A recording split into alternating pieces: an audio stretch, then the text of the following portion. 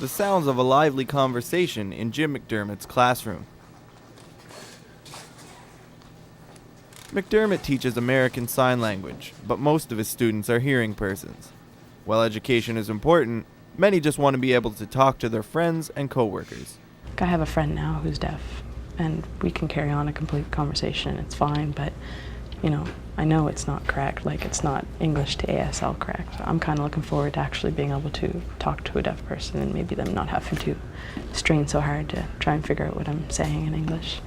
Learning American Sign Language and to read in English as well is the only way for a deaf person to get along in a world where English is everywhere.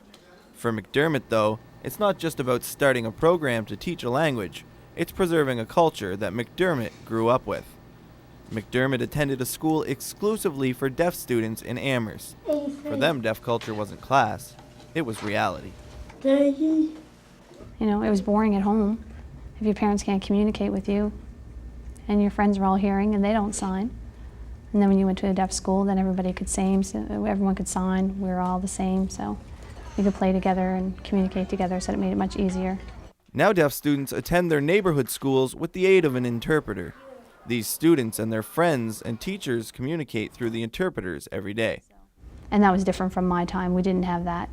You either signed or you were an oral student, but we didn't have interpreters at that point in time. So as long as the kids today are having exposure to those kinds of things, but they're not having the deaf culture piece as much as we used to have it.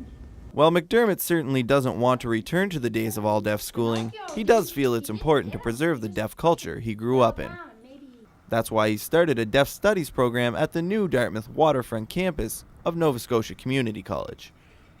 So when this campus opens in September, there will be a full immersion program where deaf history and culture are taught. Students will leave with more than just a diploma. They'll be part of a culture that's waiting to be heard. Brian Mumford, CBC News, Dartmouth.